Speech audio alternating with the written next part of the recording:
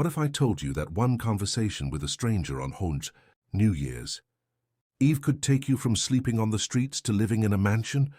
Because that's exactly what happened to this girl, and she never saw it coming. New Year's Eve. The city's lit up like a Christmas tree. Champagne's flowing. Everyone's dressed to the nines, celebrating in fancy.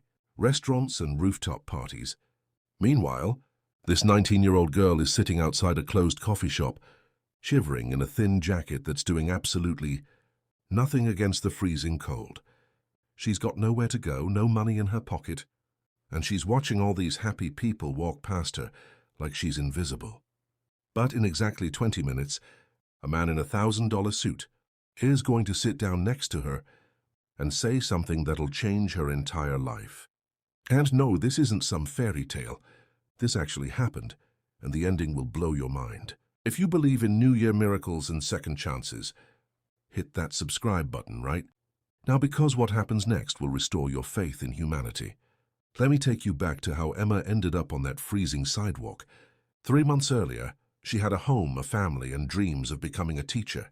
But life has this brutal way of destroying everything in one go. Her mom died from cancer, and with no other family and mountains of medical debt, Emma lost everything. The apartment gone. Her college fund gone. She tried staying with friends, but you can only crash on someone's couch for so long before you become a burden. So she ended up on the streets, sleeping in shelters when she could get a spot, and on benches when she couldn't. That New Year's Eve, the shelter was full. Every single bed taken. Emma walked around for hours trying to find somewhere warm to sit, but every place was either closed or kicked her out for not buying anything. She finally collapsed outside this closed coffee shop, pulled her knees to her chest and just started crying. Not the quiet kind of crying either. The kind where your whole body shakes and you can't catch your breath because everything hurts too much. She was hungry, freezing, exhausted, and absolutely terrified about what was going to happen to her. Then she hears footsteps stop right in front of her. She looks up and there's this man standing there. He's probably in his mid-30s, wearing this perfectly tailored black suit that probably costs more than what her mom made in a month. Expensive watch catching the streetlight, the whole 9 yards. Emma immediately thinks, great, another rich guy who's going to either ignore me or tell me to get lost. But he doesn't walk away. Instead, he does something that shocks her. He takes off his coat, this beautiful wool coat that's probably worth a fortune, and holds it out to her. You're going to freeze to death out here, he says. His voice is deep but gentle, no judgment in it at all. Emma's so surprised she doesn't even know what to say. She just stares at him like he's crazy. I can't take your coat, she finally manages to say through chattering teeth. Yes, you can, he says, and there's something in his tone that's firm but kind. I've got a car with heated seats 2 blocks away. You don't. Take it. Emma takes the coat with shaking hands and wraps it around herself. It's still warm from his body heat and smells like expensive cologne. The man sits down next to her right there on the cold sidewalk, completely unbothered by the fact that his expensive suit is definitely getting dirty. I'm Daniel, he says, extending his hand like they're meeting at some business conference, instead of on a freezing street corner. Emma, she replies, shaking his hand weakly. She's confused, suspicious even, because in her experience, rich people don't just sit down and talk to homeless girls. They usually pretend not to see them. But Daniel's different. He doesn't ask her why she's out here or launch into some lecture about pulling herself up by her bootstraps. Instead, he asks, when's the last time you ate? Emma tries to remember and realizes it's been 2 days since she had her actual meal.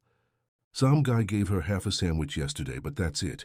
She admits this quietly, ashamed, and Daniel's face changes, not to pity, but to something like anger. Not at her, but at the situation. Come on, he says, standing up and offering his hand. There's a restaurant 3 blocks from here. They know me, they'll still be serving. Emma hesitates because every warning bell in her head is going off. She's heard the stories about girls who trust the wrong person and end up in even worse situations. But she looks at Daniel's face, really looks at it, and something in his eyes tells her he's genuine. Plus, she's so hungry and cold that she honestly doesn't care about the risk anymore. So she takes his hand and lets him help her up. They walk to this upscale restaurant that's still buzzing with New Year's Eve celebrations. The host sees Daniel and immediately straightens up. "Mr. Chen, we weren't expecting you tonight. Your usual table." Emma realizes this guy must be seriously important because they're treating him like royalty. Daniel nods and they're led to a private corner table. Emma feels every eye in the restaurant on her, judging her dirty clothes and messy hair. But Daniel acts like there's nothing unusual about the situation. He orders half the menu, tells her to eat whatever she wants, and doesn't make her feel embarrassed about how fast she's shoving food in her mouth. While she's eating, Daniel starts talking, not about himself at first, but asking about her, how she ended up on the streets, what happened to her family, what her dreams were before everything fell apart. And Emma, who hasn't had a real conversation with anyone in months, finds herself opening up. She tells him about her mom, about losing everything, about how she tried so hard to keep it together but just couldn't. Then Daniel shares his story, and Emma almost drops her fork. Turns out Daniel Chen is a billionaire. Not millionaire, billionaire. He owns a tech company that's worth billions, has properties all over the world, the whole deal. But here's the part that gets Emma. 20 years ago, Daniel was exactly where she is now, homeless, broke, and hopeless. Daniel tells her that when he was 15, his parents kicked him out for being gay.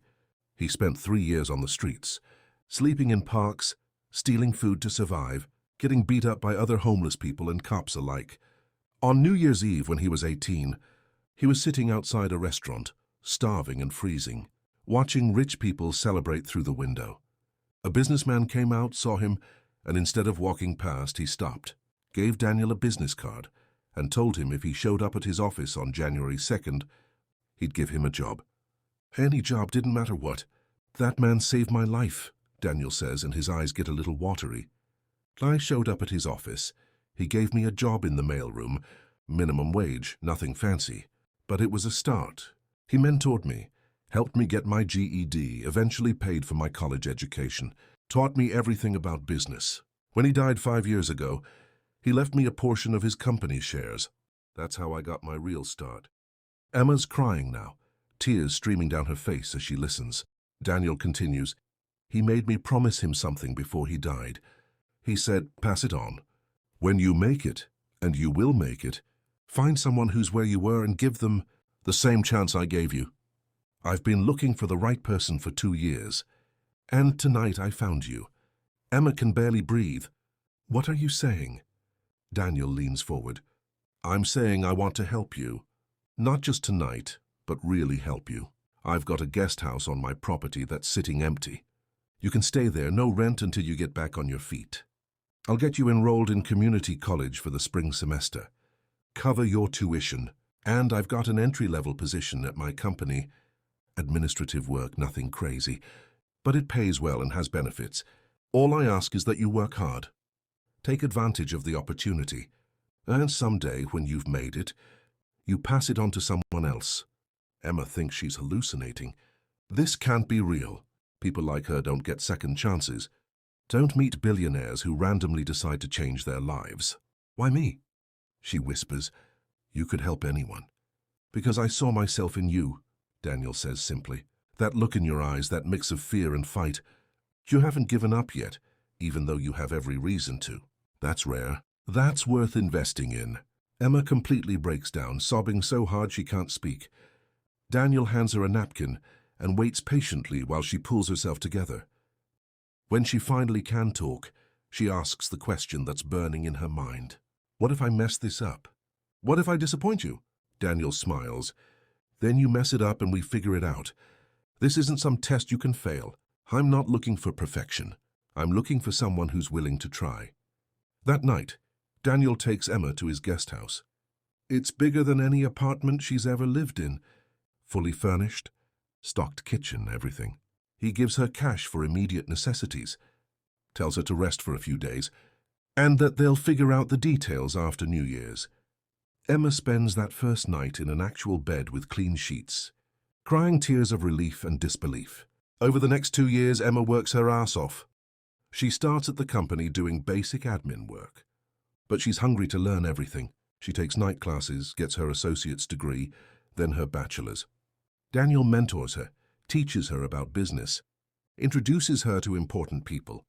She moves up in the company, not because of favoritism, but because she earns it. Fast forward to today. Emma's now 24 years old. She's the director of community outreach for Daniel's company, making a six-figure salary, living in her own apartment that she pays for herself. But here's the most important part. She started a non-profit with Daniel's help that specifically helps young people experiencing homelessness get back on their feet. They've helped over 200 people in the past year alone, giving them housing, job training, and education opportunities. And every New Year's Eve, Emma goes back to that same coffee shop where Daniel found her. She sits outside for an hour, looking for someone who needs help, because she made the same promise Daniel made, to pass it on. This story isn't about some fairy tale rescue. It's about what happens when someone with power decides to use it to lift others up.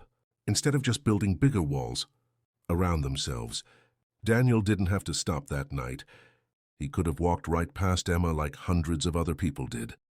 But he chose to see her humanity, to remember where he came from, and to be the miracle someone else once was for him. So if you're in a dark place right now, if you feel invisible and forgotten, please hear this. Your story isn't over. One moment, one person, one chance can change everything. Hold on a little longer.